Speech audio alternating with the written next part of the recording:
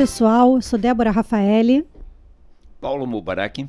Sejam bem-vindos ao Se Não Gera Caixa Tá Errado, o podcast onde a gente conversa sobre aquilo que importa para as empresas, que é gerar caixa. Grana. E o episódio de hoje a gente vai falar sobre processos, algo pelo qual eu sou fanática. Fanática.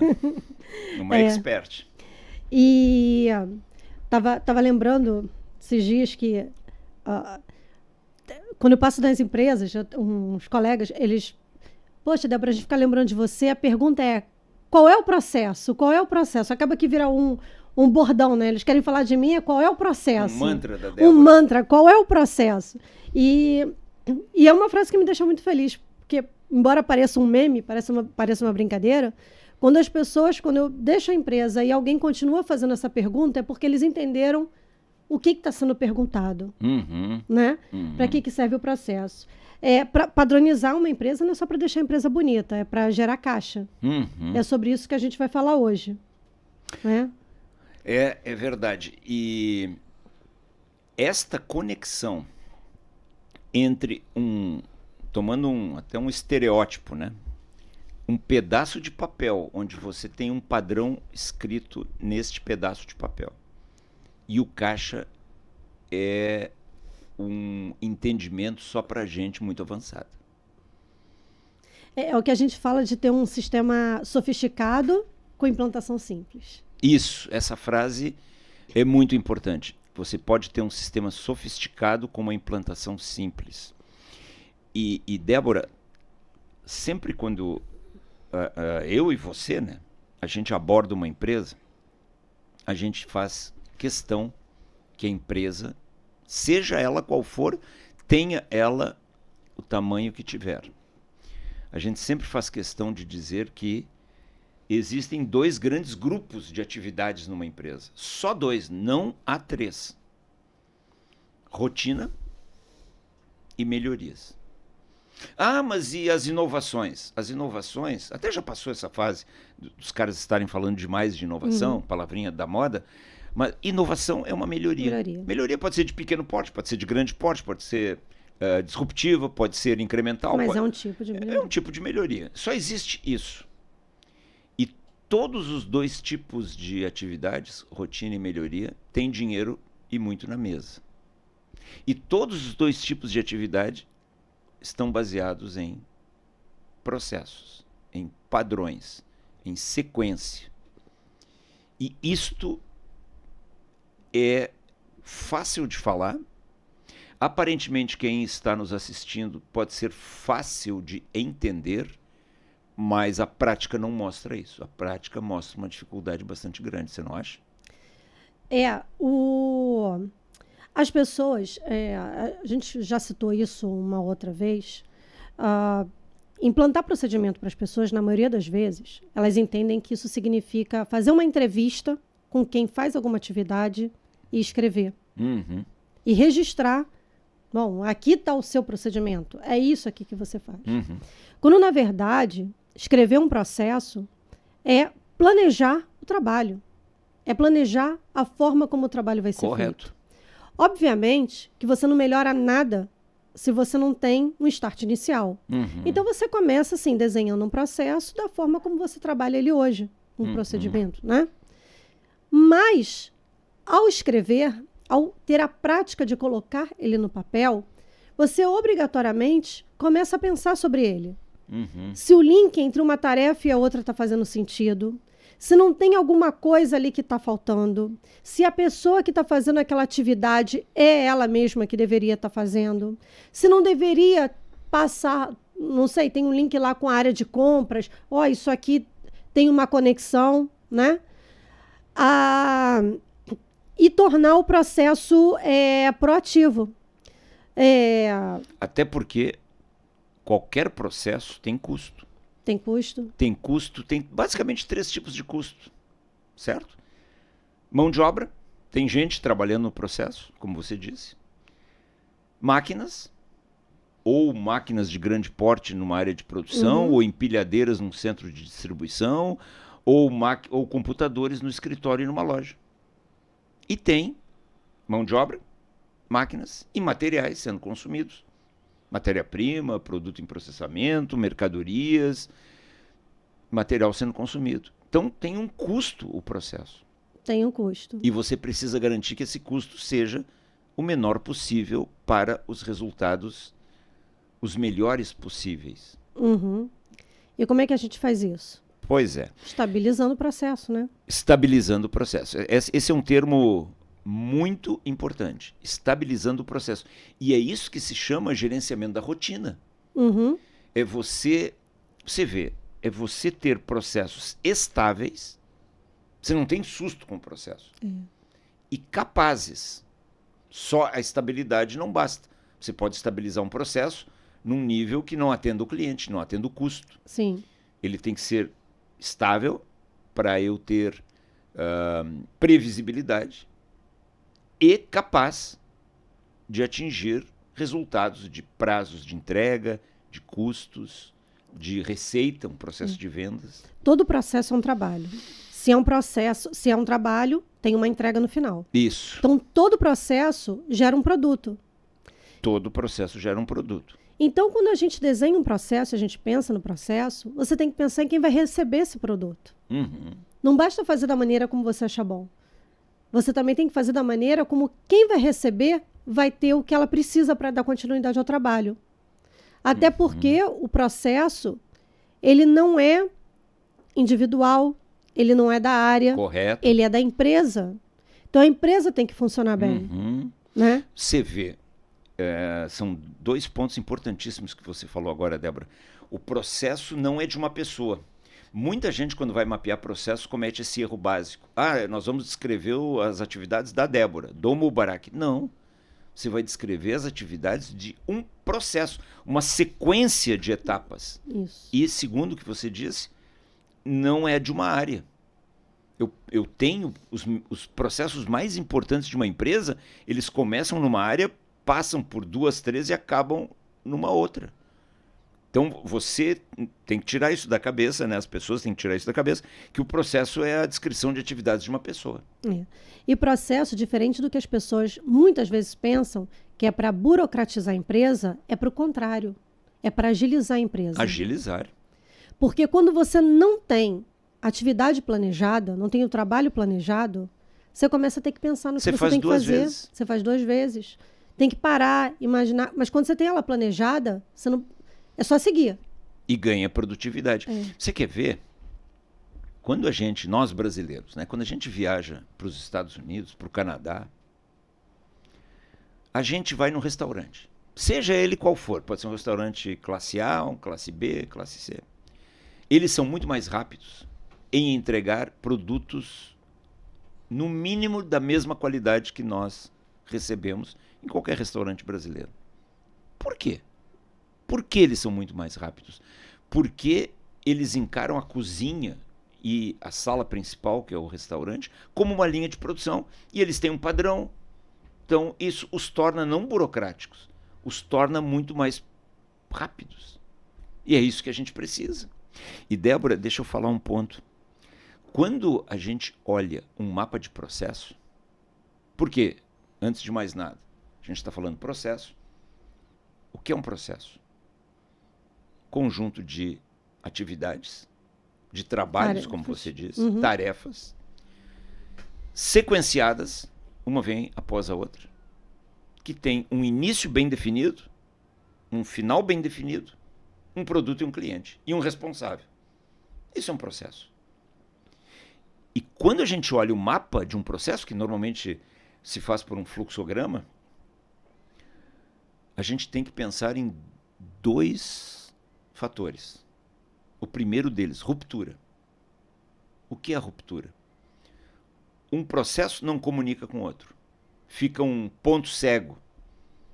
Um fica esperando, o outro acha que já entregou, não se comunicam e o processo perde velocidade, não atende a um cliente. Temos dezenas de exemplos reais para dar, não é? Você me lembrou agora uma empresa onde eu dei consultoria, que era uma empresa com 2 andares. 2 andares? A equipe toda a operação, né? Engenharia em cima, uma parte mais operacional embaixo, e A engenharia que ficava em cima precisava da informação que vinha do pessoal de baixo. Da operação. Eles chegaram à minha mesa, mas Débora, eles não passam informação, ninguém diz pra gente. Pois são ali embaixo. Ninguém fala pra gente. Falei, vocês já experimentaram descer e falar com eles? Pois é, né? Aí as pessoas olham e falam, não, mas pede. Mais o quê, né? Desce. É. E combina. Depois põe no processo. Mas são coisas simples assim, que quando você não para desenhar, para planejar, ela se perde.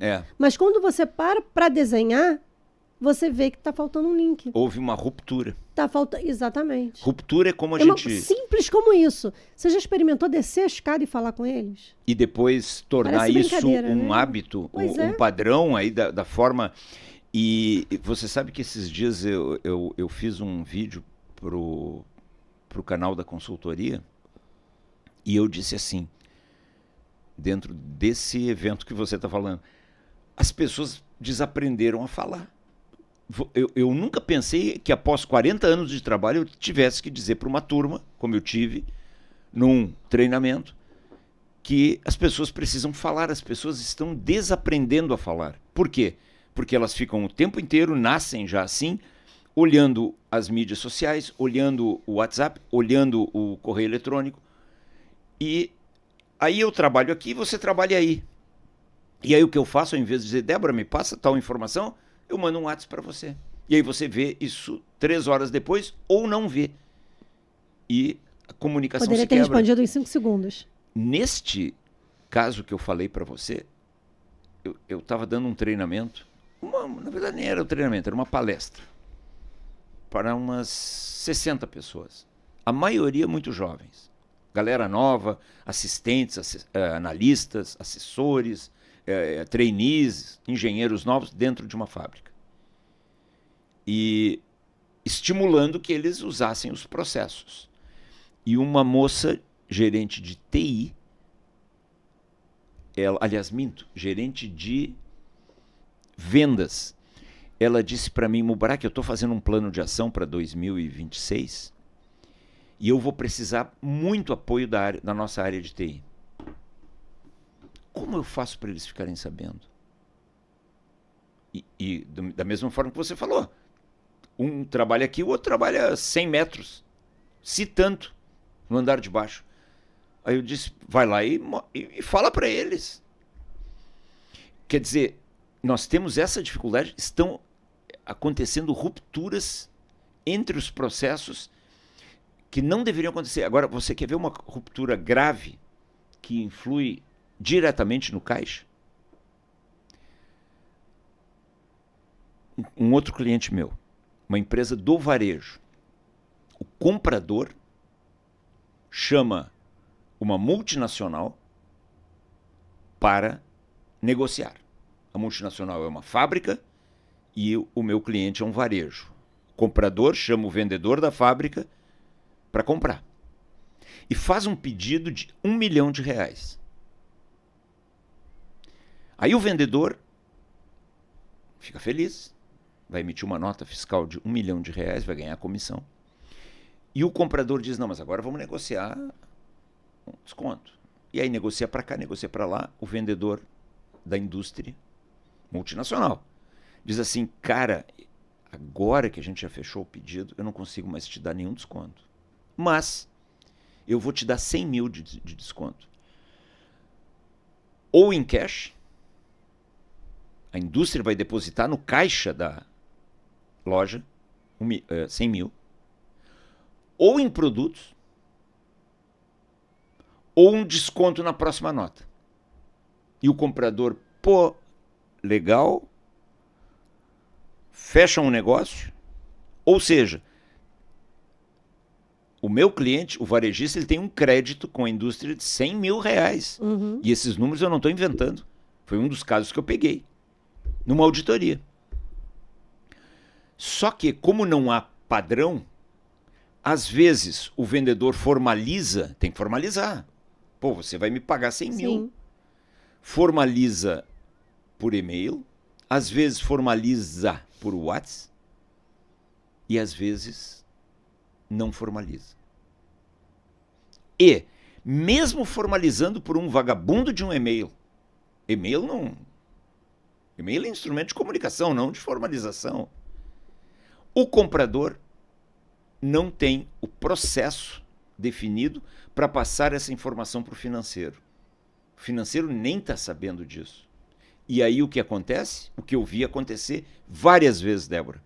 A indústria se faz de louca e simplesmente não deposita, se foi combinado o cash. Não dá em produtos, se foi combinado devolver em bônus de produtos. Ou não dá desconto na próxima nota. O financeiro não sabe disso. O comprador do lado não sabe disso. Existe a ruptura que dá um prejuízo para a empresa, dependendo do porte, de talvez alguns milhares ou milhões de reais. E depois, dentro da empresa, vira caça às bruxas. Vira caça às bruxas. De quem foi o culpado, quem foi que não viu, quem foi que não fez. Se quando pega. Porque não tem nada formalizado. Num determinado momento, o dono da empresa, o presidente, sei lá, vai... mas não era para ter não sei o quê, não era para ter acontecido. O dono muitas vezes nem sabe. Mas o gestor, alguém em algum momento vai levantar. Mas vem cá, você não já me deu aquele... e tal. E aí vai ter a reunião para caçar as bruxas. As bruxas. Isso não ajuda nada. Isso não ajuda nada. Você quer ver outra falha grave de ruptura? E só aproveitando esse momento, esse é o outro papel importantíssimo do processo. Porque se ele falhar, em vez de caçar as bruxas, a gente vai pegar o processo, vai botar em cima da mesa, repassar a tarefa e ver exatamente onde falhou para poder corrigir. Onde está o ponto cego. Né? Mas você quer ver, eu não sei quem está nos assistindo, mas aí na sua empresa, todas são todas. 100% das indústrias ou não interessa, das empresas onde eu fui, e eu chequei as comissões pagas para representantes e ou para vendedores internos, havia erro. E sempre o erro é maior.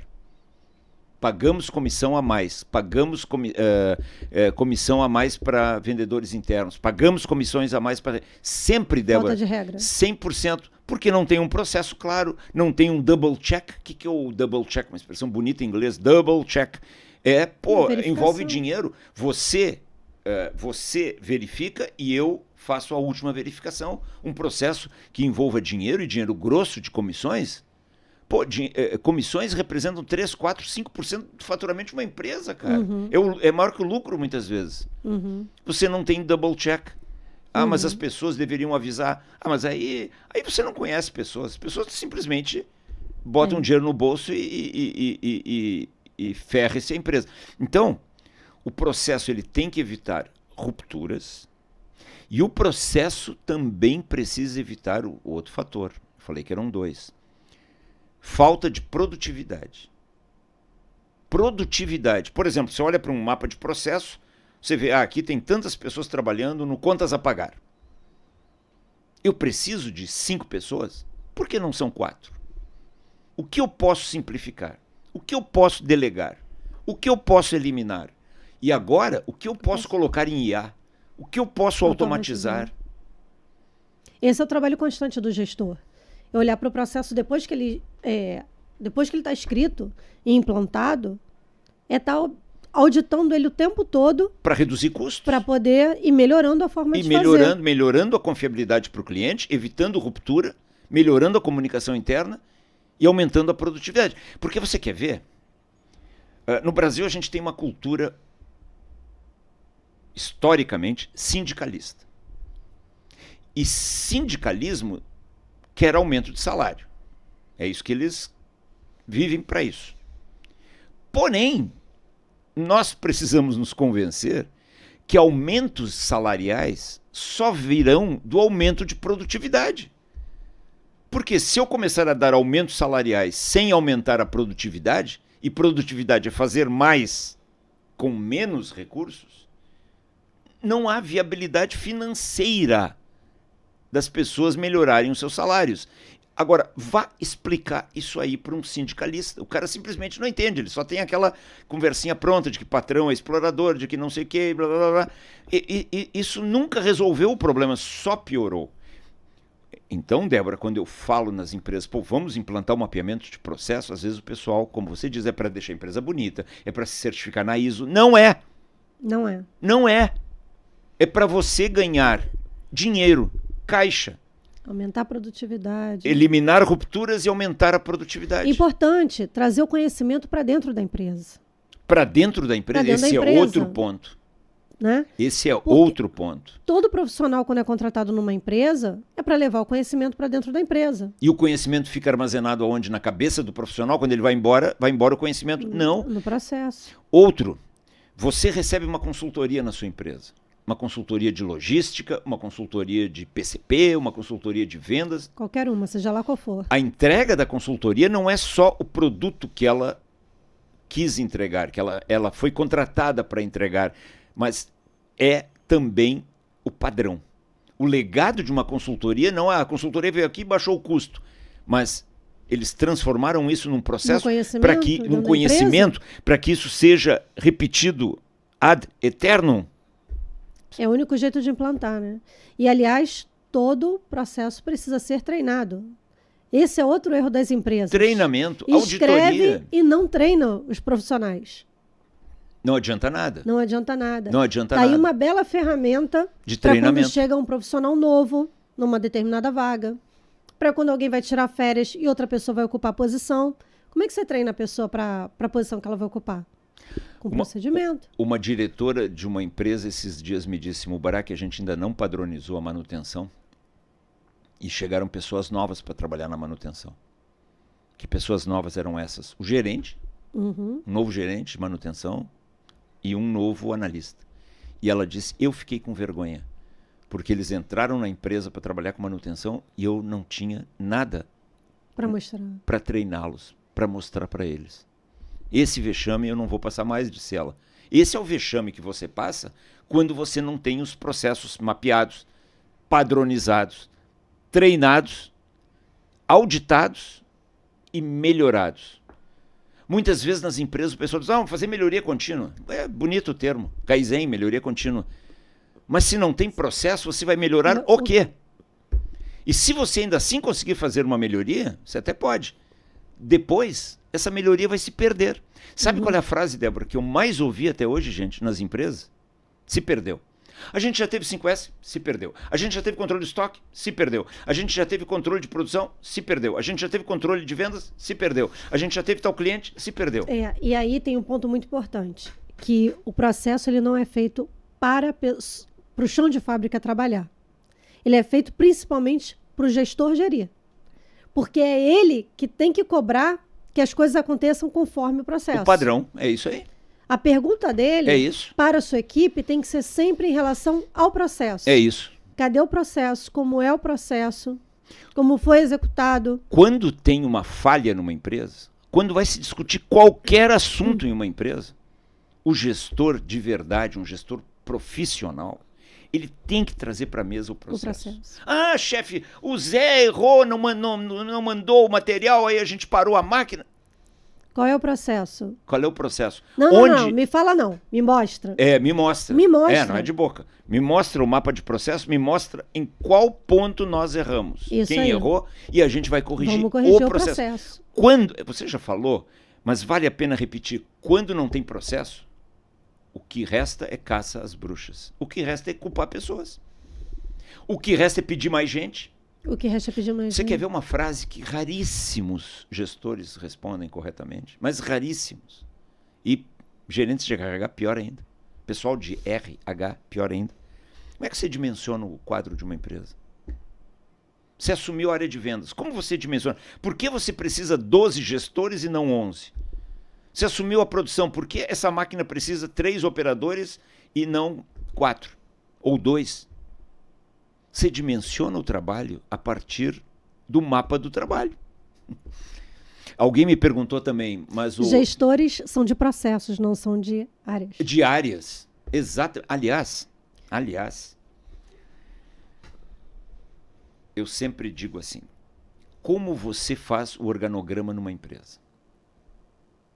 Aí o pessoal disse, bom, no organograma a gente começa a fazer as caixinhas, o presidente, depois o diretor comercial, o diretor administrativo, o diretor operacional. E olha para o vizinho e copia. Eu digo, não é assim. Numa empresa você faz o organograma de baixo para cima. E o que está na sequência de cada caixinha? Os processos. Exato. Então você diz assim, por exemplo, eu tenho aqui o processo de contas a pagar, tenho aqui o processo de contas a receber e tenho aqui o processo de gestão do caixa. Uhum. Eu vou pegar esses 3 processos, vou criar uma caixinha no organograma e vou dar para a Débora e chamá-la de gerente financeira. O organograma, Débora, é uma distribuição, gente, de trabalho. Então, se eu não tenho o trabalho organizado, como eu vou fazer um organograma? E sabe qual é o resultado disso? Eu, às vezes, brinco que o organograma é o 3º segredo de Fátima. Nunca está pronto, sempre está desatualizado, sempre tem briga, sempre tem gente mexendo na área do outro, ou ninguém mexendo num ponto cego, porque o organograma é criado de cima para baixo. O organograma, ou seja, ele tem que ser criado de baixo para cima, bottom up e não top down. Ou seja, o organograma, pré-requisito para fazê-lo, ter os processos. Olha só. E o que mais o pessoal faz é criar organograma. Por isso que o organograma é uma bagunça. Você primeiro define os processos, para depois definir os responsáveis. Mas é lógico. Então, você tem que olhar para os processos como sendo o coração da gestão da sua empresa e não como instrumentos burocráticos para você certificar-se em alguma norma.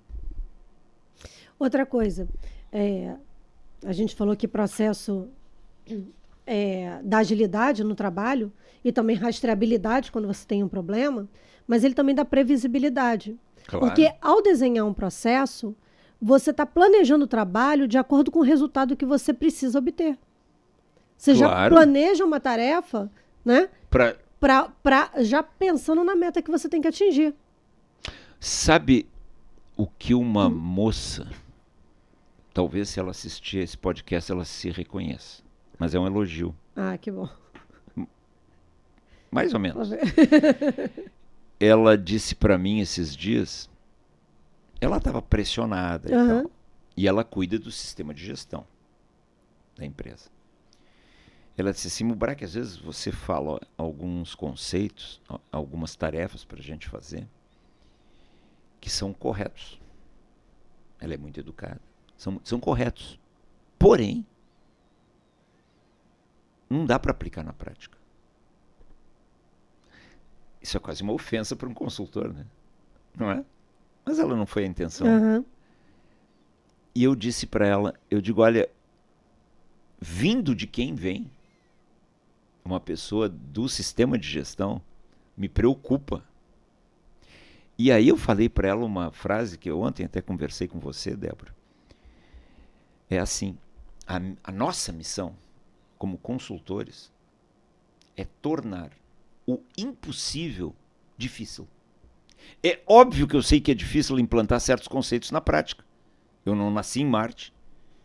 É óbvio que a Débora sabe. É difícil? Claro, tudo isso é difícil. Muito difícil. Porém, se você não fizer o que a gente orienta, não mapear processo, não treinar, não auditar toda essa série de eventos, isso vai ser sempre impossível. A nossa tarefa é tornar o impossível difícil. E menos trabalhoso. Por quê? Porque menos custo. Porque claro que é difícil. E tem 2 formas de implantar o difícil. Se desesperar, achar que tem que ter tudo de uma vez só. E largar de mão. E largar de mão, se desesperar a ponto de não dar. Isso não é para nós. Não é? Ou passo a passo. Passo a passo. De maneira simples. Isso. É um passo de cada vez. Aí... E 3 meses, 4 meses depois, você tem outra forma de pensar dentro da empresa. Não estou dizendo que em 4 meses uma empresa tem SIG e tal. Mas já é outra. É outra. Você melhora dia a dia. 4 meses depois, você não lembra mais como é que era a empresa antes. Você quer ver, Débora? aquela frase até que você falou, implantar o sofisticado de forma simples. Isso é uma grande frase. Vamos pegar um exemplo prático.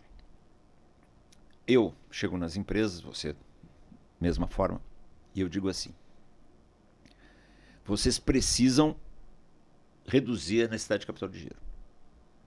Senão não gera caixa. E se não gera caixa, está errado.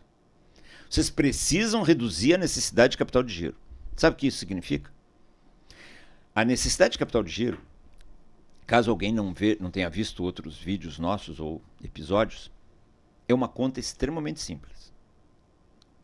É o valor do contas a receber, porque ali tem dinheiro parado, e você está pagando caro por esse dinheiro parado. O valor do estoque, soma, porque ambos são dinheiros parados, e você subtrai quem financia você, que é o fornecedor, o contas a pagar. E esse número, quanto menor, melhor. Menos capital de giro, girar o negócio, você precisa. A sua tendência é não se endividar. Muito bem. Aí eu pergunto assim: quantos dias você tem de contas a receber? Como é que faz essa conta? Ela é razoavelmente simples. Você pega o contas a receber e divide pela receita bruta da empresa. Porque o contas a receber está pela receita bruta. Então, vamos pegar um exemplo bem simplesinho. A empresa fatura 120 milhões por ano, 10 milhões por mês, pegando números redondos. E ela tem no contas a receber regularmente 30 milhões. Ou seja, ela tem 30 milhões para receber. Ela fatura 10 por mês. Ela tem 3 meses de faturamento travados sem virar caixa. Ou seja, 90 dias. 90 dias. Aí você diz assim: você tem que negociar melhor com os clientes e fazer com que eles paguem mais rápido. Tem que baixar esses 90 dias. Você está com muito dinheiro parado e pagando por esse dinheiro. Eu tenho certeza, Débora, mas certeza, sim, absoluta, que a maioria das pessoas que me ouvem falando isso na consultoria, elas gostariam de me mandar pra puta que o pariu. Eu tenho, mas assim, desculpa o palavrão, mas às vezes o palavrão Não tem outra forma de expressar. É didático. Se você chega para um empresário e diz assim: olha, sua empresa está com problemas financeiros e tal, ele vai...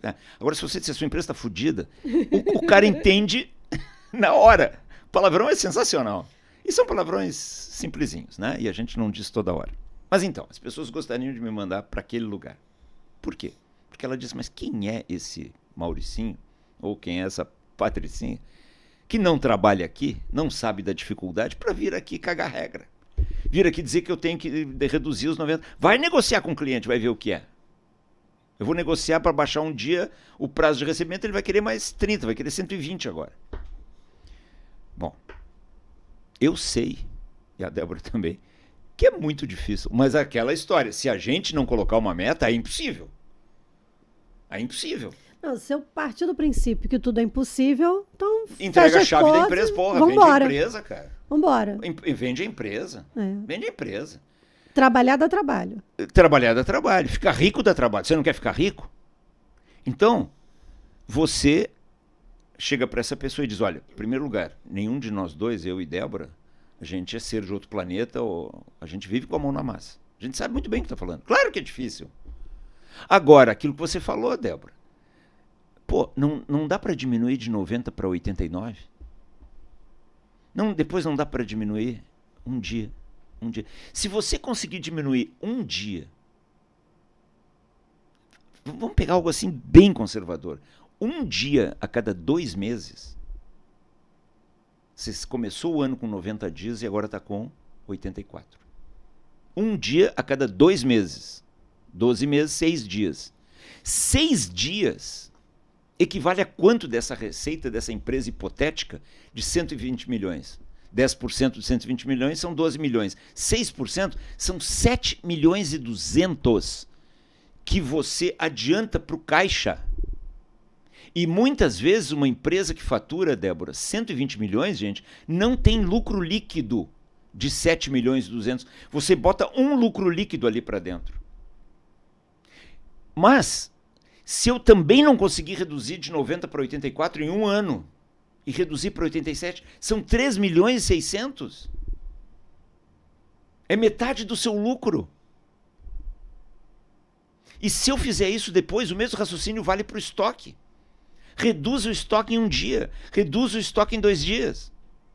Débora, eu já salvei empresas, e sei que você também, somente no início, quando o circo está pegando fogo, vai entrar em RJ, diminuindo o estoque, sem provocar ruptura de vendas. Porque havia estoque em demasia e ninguém estava cuidando do estoque porque não tinha processo. Então você reduz um pouquinho o contas a receber, um pouquinho o estoque. E aumenta lá com o seu fornecedor um pouquinho, cara. Pô, se você me disser que você não consegue um pouquinho, eu vou chamar outro cara do seu lugar. Tem gente que faz. Você consegue muito dinheiro. Agora, você tem que prestar atenção num indicador chamado necessidade de capital de giro e ver os processos de estoque, processo de contas a pagar, processo de contas a receber, que se envolvem na necessidade de capital de giro. E um ponto. Um dirty secret, um segredo sujo das empresas. Eu já participei de reuniões de conselho, onde todo mundo está olhando os resultados. Aí aparece lá inadimplência alta. Inadimplência de 3%, alta. Inadimplência tem que ser menor que 1. 3% de inadimplência. Aí o dono da empresa fica puto, dá uma cagada em todo mundo, só tem diretor na sala, conselheiro, só tem pica das galáxias na sala.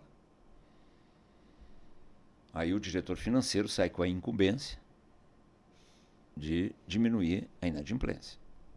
Sabe o que ele faz? Eu já chequei isso. Ele chama o coordenador, ou o nome que tiver, o gestor financeiro, e diz para ele, porra, tem que diminuir essa merda. Aí o coordenador chama o analista, e olha, parece estereótipo. É um esporro em cascata. É um esporro em cascata. E sabe a última que leva o esporro? E eu vou dizer a última, me referindo a uma menina, porque eu vi. Caso real? Caso real. É uma assistente de 19 anos que é incumbida de cobrar clientes duros. A menina não sabe nem falar com o cliente. O cliente dá um berro do outro lado da linha, ela desliga o telefone. Essa inadimplência, quem tem que cobrar é o diretor financeiro. Ele tem que meter a mão na massa. Não é? Se perdeu o controle, se passou de 1%, passou de 0,5%, ele tem que ir lá e cobrar. Mas todo mundo, ninguém quer se desgastar. Ninguém quer discutir. Aí pega o último da escala, que normalmente é o mais jovem, o mais fraco. Não tem para quem desdobrar o esporro. Não dá para dar mais o esporro. Aí diz, vai lá e cobra ainda. A menina dá uma ligadinha, o cliente do outro lado, experiente. E não tá nem preparado para discutir o tema. Para discutir, de igual para igual. Precisa discutir o tema. Esses dias eu disse para um cliente meu, você, o dono da empresa, você tem que ir lá chamar o dono negociar. E negociar direto com ele. Isso aí. E tudo isso aí são delegações, são níveis de alçada que tem que ser previsto no processo. Uhum. Eu estou falando do processo. Sim, porque o processo não diz só o que tem que fazer, tarefa por tarefa, mas também quem tem que fazer cada tarefa. Lógico. E quem tem que fazer está ligado a um outro assunto, que é pessoas, mas tem a ver com o perfil desse profissional para fazer. Ele tem que ter conhecimento, ele tem que ter experiência para poder exercer cada tipo de tarefa, né? Débora, eu sei que você também tem esses casos. Às vezes eu chego numa empresa pequena, 40 milhões, 50, 80 de faturamento. O cara gosta do papo, pede uma proposta. Aí você faz a proposta, o cara lê, diz, puta, é isso mesmo que eu quero. Mas tá muito caro. Eu espero, cara, mesmo uma empresa de 40 milhões, 50 milhões, aquilo que a gente sempre fala. Tem muito dinheiro na mesa. Esse valor do meu contrato, do seu contrato, eu tiro numa manhã para você. E eu não estou blefando. Nenhum de nós aqui é blefador. Já não está jogando pôquer. Você tira numa manhã, você tira num dia. Agora, tem que fazer o que a gente manda. Tem que fazer. O pior gestor é aquele que não toma decisão, né?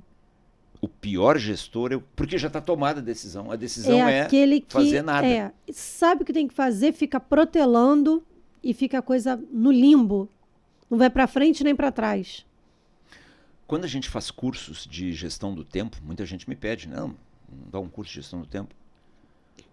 Eu sempre digo, olha, gestão do tempo é para quem tem coragem. As tarefas mais difíceis, os chefes devem fazê-las, como negociar com clientes, negociar com fornecedores, na primeira hora da manhã. Não procrastine. Coloque isso no seu processo. Isso tem que virar padrão da empresa.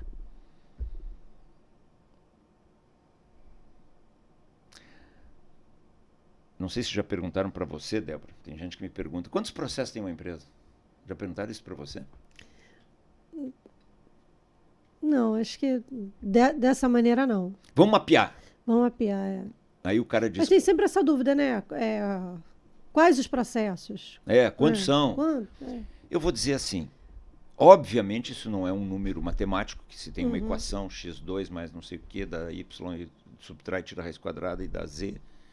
Mas, normalmente, independentemente do porte, olha o que eu estou dizendo, independentemente do porte, uma empresa tem entre 80 a 120 mapas de processo. Tem processo que, independente do porte, toda empresa tem que ter, né? Admissão. Você pode ser o Zezão, o bar da esquina, que tem 3 funcionários, você não tem que ter um processo de seleção? Tem. Você não tem que ter um processo de admissão? Você não tem que ter um processo de horas extras? Eu acho que essa é uma curiosidade que as pessoas têm muito, né? Acho que a gente até podia citar quais são os processos, alguns processos básicos da empresa, processos que toda empresa tem que ter, e se a gente tiver que escolher por onde começar, são por esses que a gente tem que começar. 2. Vamos lá. Order to cash. A gente não tem medo de inglês, todo mundo tinha que saber inglês. Você quer progredir na sua carreira, aprenda inglês. Se você não sabe inglês, você é um analfabeto, não é?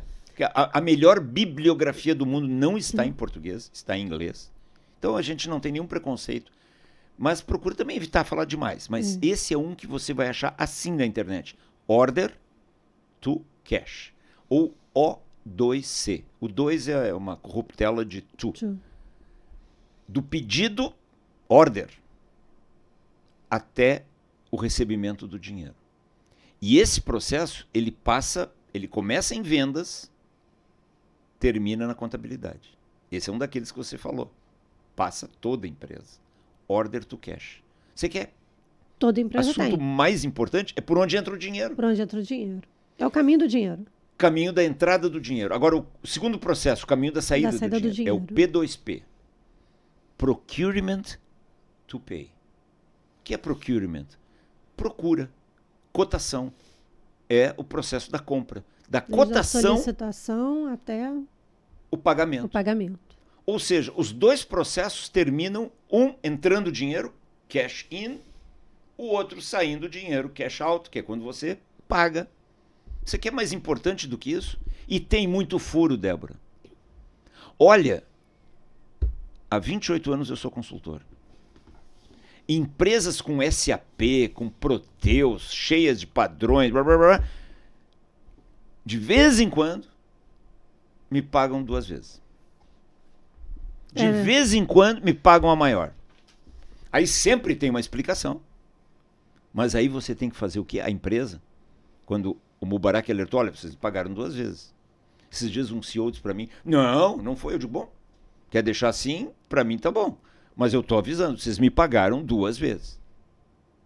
Você vê, a pessoa recebe um presente e fica... Pois é. E fica com raiva. Eu digo, vocês erraram, cara. Mas aí o que o cara tem que fazer? Mijar todo mundo? Não. É o que você falou, Débora. Traz o processo para a mesa. Onde o processo falhou? É difícil um processo imune a erros.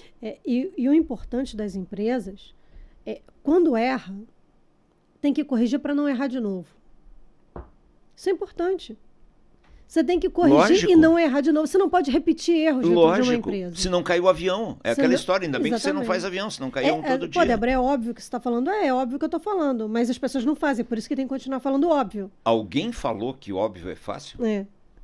Então, assim, errou, traz o processo, vê por que errou, onde foi, melhora o processo, treina de novo as pessoas, audita novamente, para não errar de novo.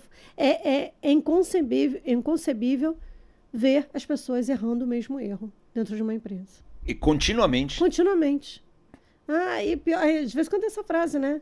Pô, fulano sempre erra isso, sempre erra. O dono de uma empresa, o dono de uma empresa me disse assim, sabe como é que funciona a minha empresa, moleque? Na entrevista inicial comigo.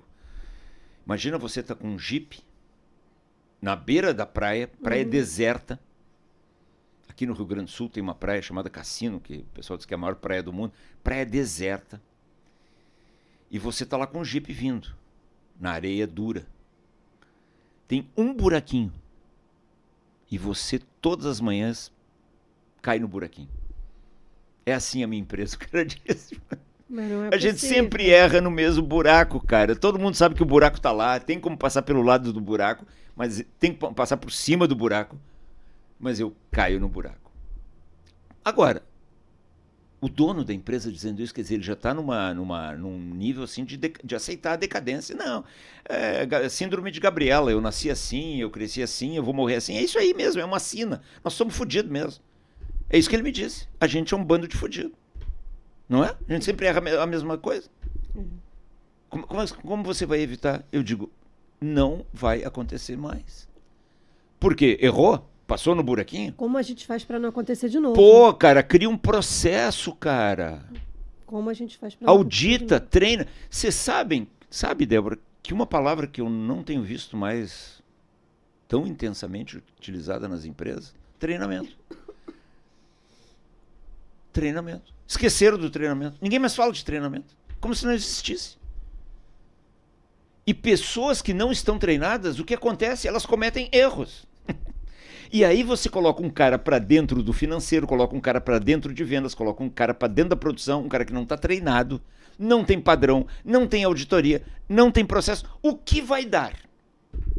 Cagada. E essas cagadas matam o seu caixa. Depois você não sabe porque está endividado. Eu tenho um cliente, atualmente, o dono da empresa, cara, o cara foi... Também ele vai se enxergar quando ele ouviu falar. O cara foi sensacional.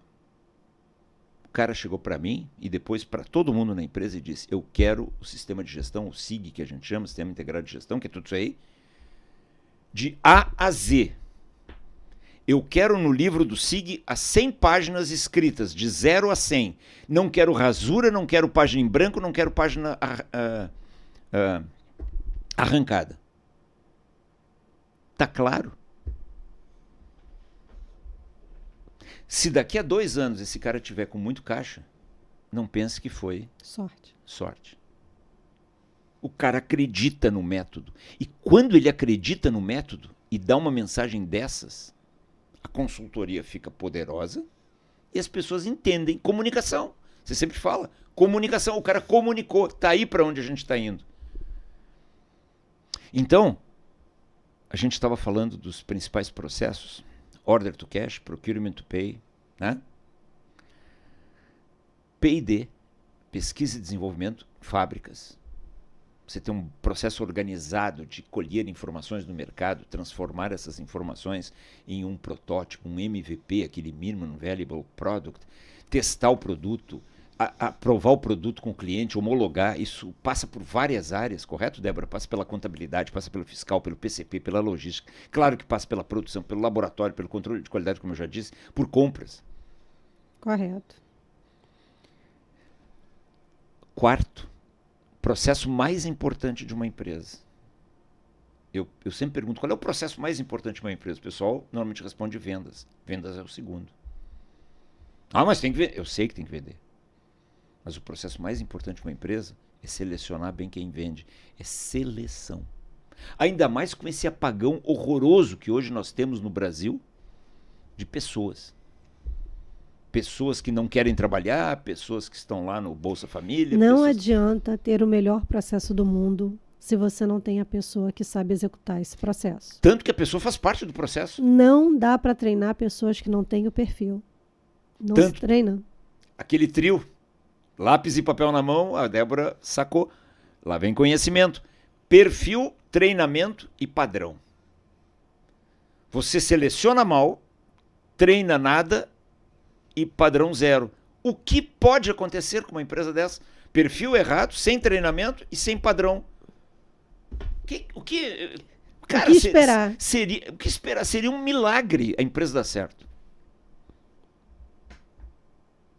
Esses dias alguém disse assim, eu não tenho nada disso na minha empresa. Eu disse para ele, você tem uma capela? O cara disse, como assim? Eu digo, vai lá e reza. Você não tem nada disso numa empresa, vai lá e reza, cara. Porra, pelo menos isso. Olha, vocês estão achando que é brincadeira? O Mubarak, isso é verdade. Mas é sério. Pô, o cara não tem nada. Não, e ainda pior. Aí eu digo, e você tem dívidas? Ah, um monte, mas só pode. Mas da onde vem a dívida? Aquela frase, Débora, que eu sei que você gosta muito. Uma empresa nunca morre de hemorragia. Ela morre da gota de sangue perdida todo santo dia. É isso. É o errinho que você... E é por isso que você tem que corrigir um pouquinho do processo todo dia. Todo dia, porque todo dia cara, você tapa um buraquinho. Pô, essas gotinhas de sangue, todo dia você vai tapando um buraquinho. Aquele livro Hábitos Atômicos. Pô, é 1% todo dia. 1% todo mês. Só isso. Ninguém está pedindo para você desmontar tudo. Mas você tem que estar preocupado com isso e acreditar nisso. E você, para acreditar nisso, você não precisa acreditar em mim ou na Débora. Você precisa acreditar nos fatos. E quando você olha as sociedades mais desenvolvidas, quando você olha empresas aqui no Brasil mais evoluídas que a sua, pode escrever que eles têm padrão. Bom, Barak, o tempo está terminando. Que pena. Não, é um assunto interminável, né? Interminável. É interminável, é assunto para muitos episódios. Mas a gente precisa concluir. E tem livro? Opa. Tem indicação de livro para hoje? Estou com um aqui. Olha aqui. Workout. Workout da General Electric. Jack Welch assumiu a General Electric no início dos anos 80. A empresa era muito grande. E a preocupação dele era essa. Rupturas, falta de produtividade, custos excessivos. E ele foi o melhor CEO já conhecido, porque vocês têm que ver a curva de valorização exponencial da General Electric nos 20 anos que ele ficou lá. E ele disse, nós temos que deixar a organização em forma, no shape. Workout em inglês também serve para malhação. E aí o que ele fazia, Débora? Reunia grupos de pessoas, pessoal da manutenção, pessoal de vendas, pessoal PCP, pessoal da logística, grupos pequenos, colocava numa sala, colocava os mapas de processo do lado e diziam, analise deles, da manutenção, de vendas, de logística, e para cada tarefa você responda 3 perguntas. Dá para eliminar essa tarefa? Ou, se não der, dá para simplificar essa tarefa? E dando ou não para simplificar, sendo possível ou não a simplificação, é possível delegar. E ainda mais automatizar também. E há hoje. Você tem que emagrecer o processo, deixando o processo forte. Forte. A prova de rupturas. A prova de erros. Ah, mas é impossível. Ok, mas vai para o Six Sigma. Um erro a cada 1 milhão de horas trabalhadas nesse processo. Para a gente concluir aqui, eu não quero deixar de falar isso, muita gente me pergunta, Débora, de quanto em quanto tempo a gente tem que revisar um processo? De quanto em quanto tempo? Às vezes as pessoas acham que tem um prazo. Né? Hoje em dia, a gente até coloca um prazo para você não deixar de rever. No mínimo, em um ano você tem que ter visto... Tem que ter melhorado alguma coisa nisso, tem que ter passado pelo workout. Isso. No mínimo. Isso mínimo. Aí. Mas processo é vivo. É vivo. É o tempo todo, é todo dia. Se você escrever hoje e amanhã arrumar uma forma melhor de fazer, revise no dia seguinte. O processo é vivo. Cara, eu estou exagerando no dia seguinte, mas o processo é vivo. É o tempo todo. Débora, uma vez, há muitos anos... Não tem prazo. Não deixa... Procedimento não é para ficar na gaveta, é para ficar em cima da mesa de trabalho. Eu dei consultoria para a Ambev. Esse exemplo eu posso falar. E eles tinham um processo que tinha sido padronizado há 8 meses. Esse processo estava na revisão 25, na 25ª revisão. Porra, isso me mostra seriedade. Quer dizer, o cara tá lá fazendo o processo, puta, aqui tá ruim, pá, revisa, pá, mexe aqui, melhora lá. Por isso que Ambev é Ambev. É uma cultura superior. Não é? Porque está sempre revisando o processo, melhorando, melhorando. Não é? É isso aí. Bom, e se você curtiu esse episódio, então curta, compartilhe, comente, mande perguntas, conte suas histórias, dúvidas se você tiver, nos peça exemplos, se precisar, modelos, modelos, né, de documento. A gente vai ter muito prazer em responder. Na descrição desse vídeo também você encontra um pouco sobre as nossas redes sociais, informações sobre o nosso trabalho e também o nosso curso, Se Não Gera Caixa Tá Errado. É um curso que foi feito com base em muito tempo de experiência prática, não só teórica, com módulos bem práticos, bastante ações práticas para implantação direta. Vale muito a pena conferir. E se você clicar no link para visitar a página, tem lá um vídeo, uma aula gratuita imperdível. É isso? É isso. Vá em frente e acredite nos fatos. Acredite na verdade. Processo. Até a próxima.